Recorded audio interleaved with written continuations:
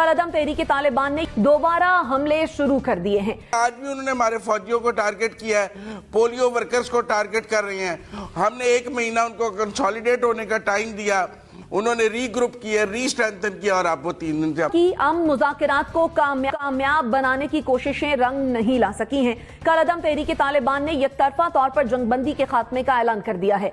पाकिस्तान की जानिब से जंगबंदी के इस अरसे में 42 अफराद को रिहा किया गया, ताहम कालादम तंजीम इस हवाले से मुतमईन नहीं है। हुकूमत पर मुआहदे की खिलाफ वर्जी का इल्जाम आयद करके दोबारा हमले शुरू कर दिए हैं। वजीर इत्तलात फवाद चौधरी ने कहा है कि मुज़ाकरात पर रियासत का मौक़िफ़ साफ और वाज़ेह है कि जो पाकिस्तान की आइन और कानून को मान कर चलेगा तो उसके साथ चलेंगे, वरना पहले भी लड़े हैं और अब भी लड़ लेंगे। सवाल यह है कि अब क्या हुकूमत और कालादम तहरीक तालिबान के दरमियान मुज़ाकरात के रास्ते बंद हो गए हैं? देखिए, अफगान तालिबान ताउन चाहिए टीटीपी के साथ, जो भी आपने करना है, क्योंकि बिलाखिर उन्होंने एक गारंटी दी हुई है एक इंटरनेशनल एग्रीमेंट के तहत कि उनकी सरजमीन इस्तेमाल नहीं होगी किसी के खिलाफ दहशतगर्दी के लिए। लिहाजा इन चीजों को अगर ज़हन में आप रखिए तो इसका ओनस बहुत सारा जो है वो अफगान तालिबान के ऊपर है। लिहाजा अगर अफगान तालिबान ने ये सजेशन दी कि आप इनसे मुज़ाकरात करें और आप मुज़ाकरात करने के लिए ये वादे कर दें कि पाकिस्तान के आइन और कानून के तहत होंगे, तो फिर मुज़ाकरात में तो कोई मसला नहीं है। मुज़ाकरात आइन और कानून के तहत हो तो वो किसी से भी किए जा सकते हैं।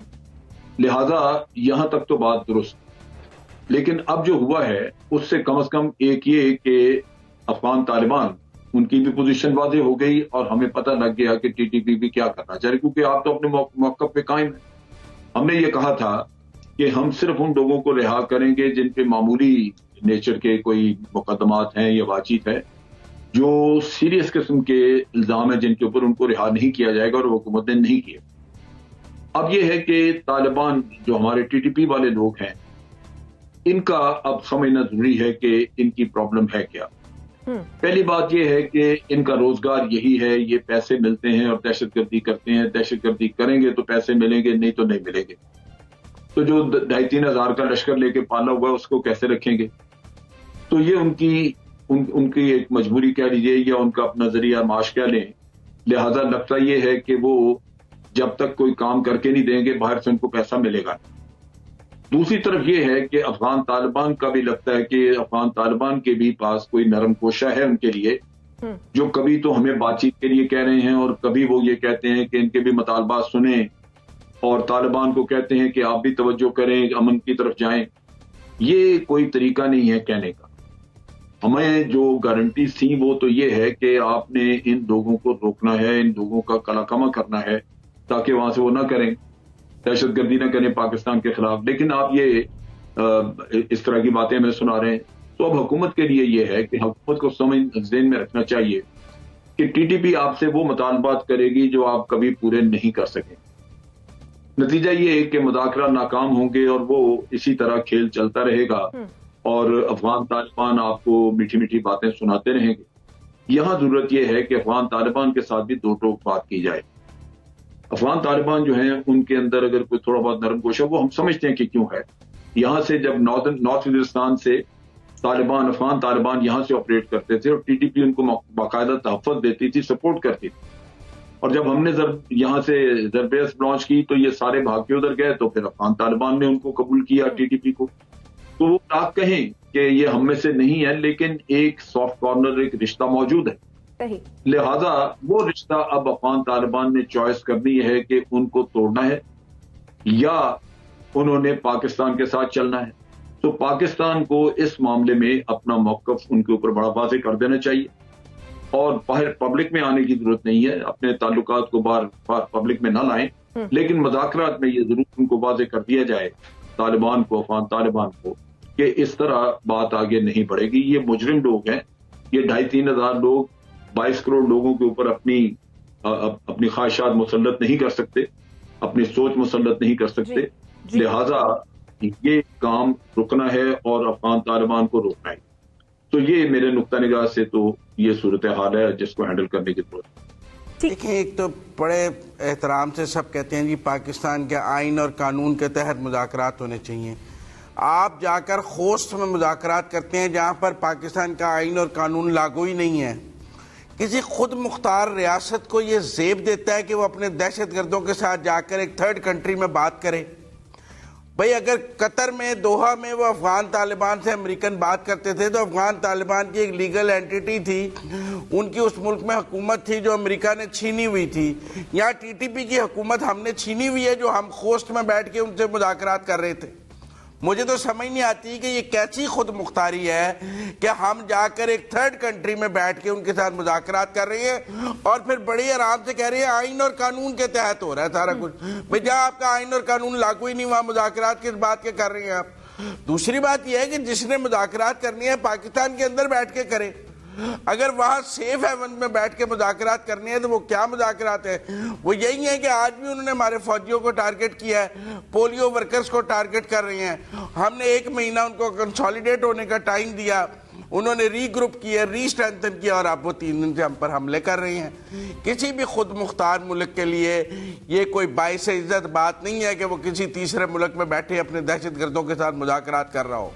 یہاں تو آپ میں ہمت ہے تو آپ خوست میں سرجیکل سٹرائک کریں اور ان کو تباہ و برباد کر دیں تو ہم مانیں کہ ٹھیک ہے جی آپ نے سرجیکل سٹرائک کیا ہے، آپ میں بڑی ہمت تھی، حکومت میں بڑی ول تھی. اگر ہم نے طالبان سے بھی وہی حاصل کرنا ہے جو اشرف غنی سے حاصل کر رہے تھے تو میرے لیے تو اشرف غنی اور طالبان ایک جیسے ہیں، کیونکہ اس کے دور میں بھی وہ افغانستان ان کا سیف ہیون تھا، آج بھی افغانستان ان کا سیف ہیون ہے. میرے لیے تو اشرف غنی کے دور میں بھی وہاں سے لوگ آ کر میرے فوجیوں کو، میرے پولیو ورکرز کو ٹارگٹ کرتے تھے، گزشتہ 3 دنوں سے بھی کر رہے ہیں.